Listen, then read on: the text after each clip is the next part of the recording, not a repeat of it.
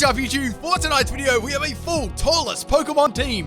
This one is for Patreon. If you'd like your theme team done, you can check it out in the description of the video under the Patreon link. Josh, this one is for you. Now, what they wanted was the 6 tallest Pokemon. However, we were going to disclude things like Mega Evolutions and like form changes. Things like that we weren't going to include. So just those 6 tallest Pokemon, I come up with a really sweet team. Now, people, leave your favorite grass-type Pokemon in the comment section. Put it below. I'm watching you. Type it below right now. Anyway, people, we had some amazing feedback in the comment section the last couple of videos. I really appreciate that, people. Let's keep that up. And any theme teams, of course, and feedback on the video would be wonderful too. And let's get into it. So we have a Alakazam lead, and I'm leading things off with my Alolan Exeggutor. Now, this was a battle on my chat. This one was against Jake. So we have a Mega Alakazam right off the bat here. Now, my Alolan Exeggutor was a really nice set, actually. This one I was running Max Health and Max Attack. So on this, we've got Dragon Hammer. I really like that move. It's so cool. We've also got Wood Hammer. Also got Bullet Seed in case someone's trying to set up like a scumbag substitute. And I've also got Brick Break in case the Ice type would like to come in. So anyway, the Alakazam is going to go for a Future Sight, interestingly, and I went for the Dragon Hammer, which absolutely just demolishes a one-hit, so, you know, that was never going to live that one, especially a Choice Band Dragon Hammer. So I take the early lead, which was nice. Now we have Quillfish coming. Obviously, it's going to have Intimidate to drop my attack. There's no point me really staying in here. This is going to be able to just tank all my attacks. So I'm going to swap out my Alolan Exeggutor. Now, I thought to swap into my Onix here, and this Onix set, well, it was sort of like a physical sweeping set. It also had Explosion on it too. So we've got Max Attack and Max Speed. Its attack isn't that great anyway. I've also got Rock Polish on this set too. I've got Explosion, Earthquake, and Flail. Sturdy ability and the normal gem as the item. So going down to 1 health on my Sturdy, I knew this thing would pack some sort of like water type of move. Unfortunately, I swapped into an attack there. I probably could have gone for Explosion, and the Future Sight finishes me off. Salt. I mean, I could have gone for the Explosion there or the Earthquake. I don't think either would have taken Quillfish out. Onix's attack is very, very low. Anyway, so swapping in Steelix now. I wanted to bring out my my special Steelix because I got wrecked by one the other day, so I felt like using one. So going for the Earth Power here on the Quillfish, and that's going to be way too much for it to live. However, it's got a scummy Focus Sash and lives on like 1 health. Now, I knew that I could probably live the next attack, but I thought, no, I'm going to swap out Steelix and go into a different Pokemon to take this out, and you know, that should be pretty good. So I've got my Celesteela here. Now, this was probably the best Pokemon on my team. I've got Max Health and Max Attack on this.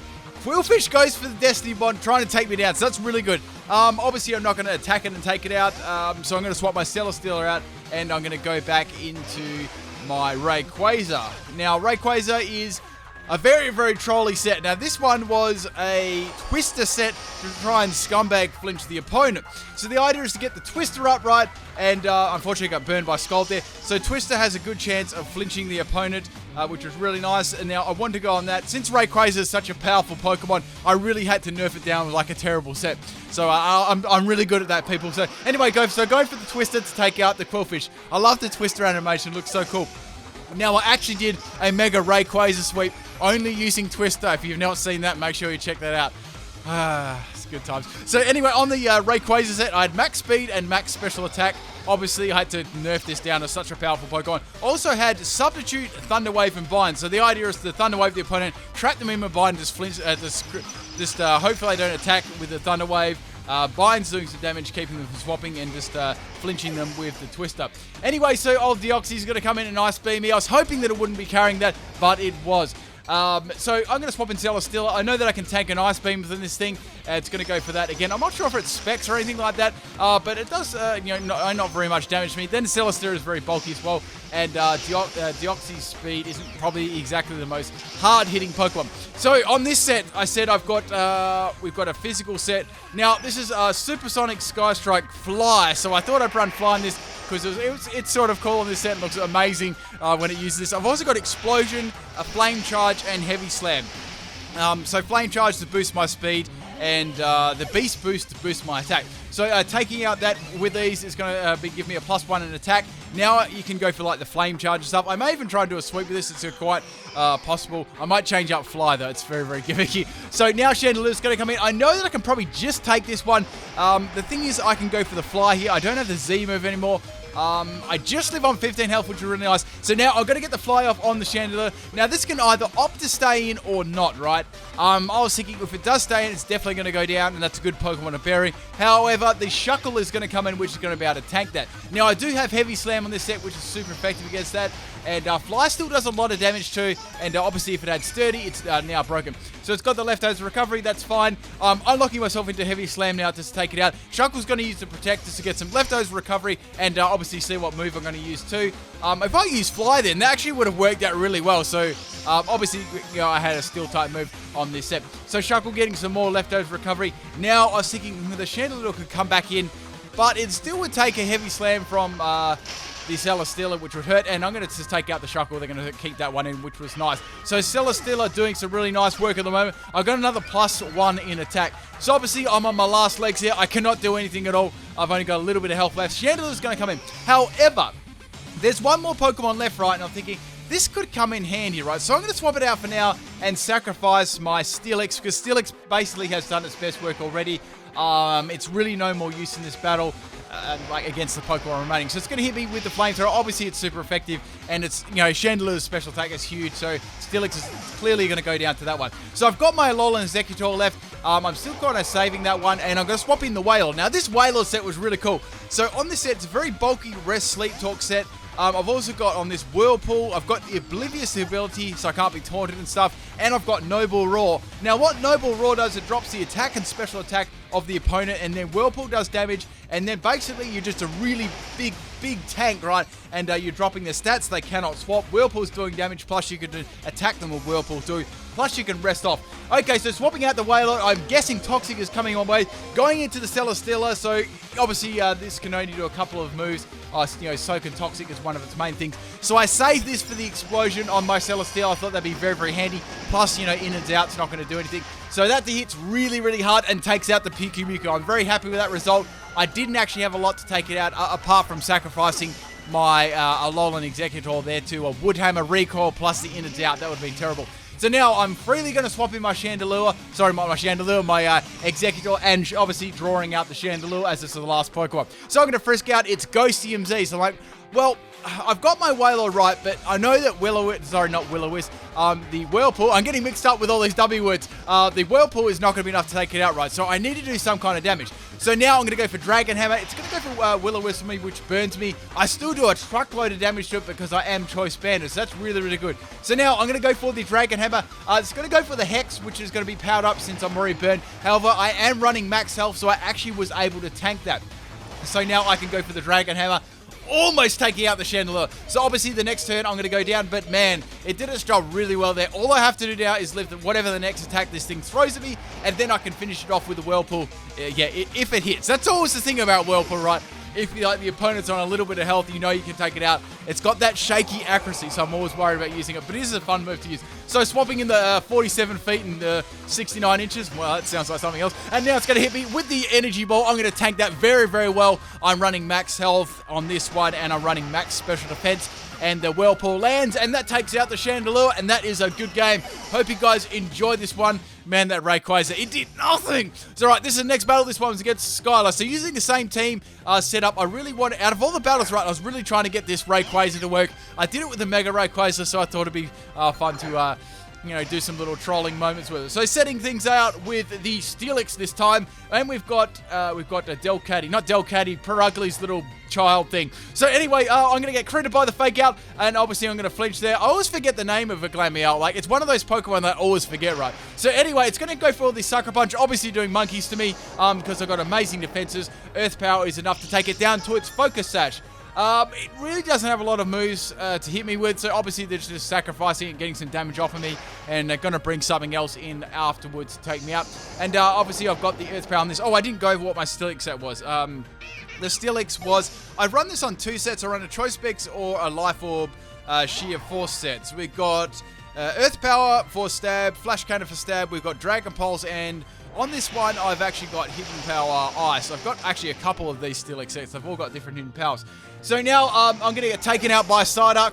Man, I love getting taken out by Psyduck. At least it's not a shiny one, right? So now, I'm swapping in my Onix here. Now, I want to bait that Psyduck into actually attacking me. Unfortunately, the bait was real there, and they're gonna swap out, unfortunately. So I really wanted to go for the Hydro Pump. Then they probably thought I was running Weakness Policy. I wasn't running Weakness Policy, but I wanted to be taken down to 1 health. Now, this is where things got interesting. So, I think, what is that? Fred Burger is going to go for, I think I went for the Earthquake against this thing. It was really, really bulky. It must be like max health, max defense with Everlight, and now it's going to go for the Toxic. That sort of ruins my strategy. I wanted to get down to a lower man health so I could go for the normal Gem Flail or the Explosion. They're the sort of moves I use on this one. I've ran Weakness Policy on this set, works nicely too, but I wanted to run something a little bit different. So go for the Earthquake. I'm sure it's got some kind of recovery, but I thought I'd do a couple of hits against it, put it in well range of not being taken out, and then maybe go for the Explosion in the end. So now I'm going to live on 69 health. It's going to hit me with a Bulldoze. That's going to be super effective. Now, the Toxic is going to take me very, very close to actually knocking me out next turn, but I'm confident I can live another one, and then I can go for the Explosion afterwards, or just the Flail, whatever one works.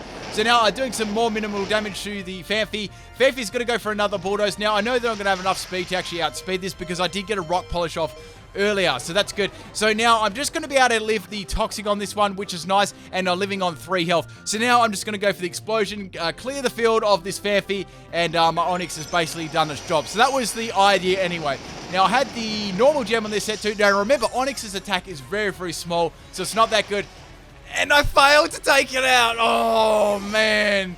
And guess what, guys? It went for a rest as I went for the Explosion. Oh, damn. Man, I know how people feel when I live those ones and get the rest off now. I feel you people. So anyway, we have that recovering all of its health. Oh, man, damn, I've got to take this out. So now going into Big Boy here, I've got my Wood Hammer waiting in the wings. I can go for the max health and max attack Adamantia Wood Hammer. And man, this one just smacked it so hard. It took it out in one shot. It was like savage. I love a long Executor. Just Executor, it's such an amazing Pokemon, so versatile. I can run physical, special sets, it's bulky. So it's a very, very underrated Pokemon.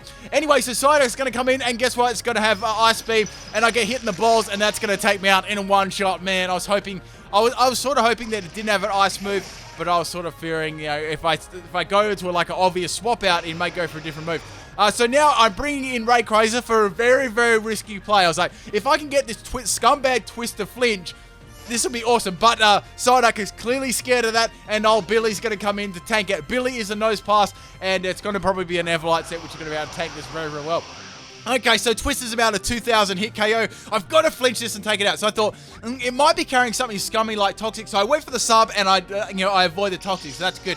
I've also got leftovers on this set too, so I can keep getting those substitutes up, because we all know how bulky Rayquaza is when faced with an Ice Beam. So now go for the bind, but it misses, unfortunately. Now Nose Pass is going to go for the Power Gem. Unfortunately, that's going to be super effective against me. And guess what? It's actually enough to break my substitutes. So I'm like, oh no, I'm not going to be able to tank against this thing. So my only hope, people, is to use Twister and get those flinches.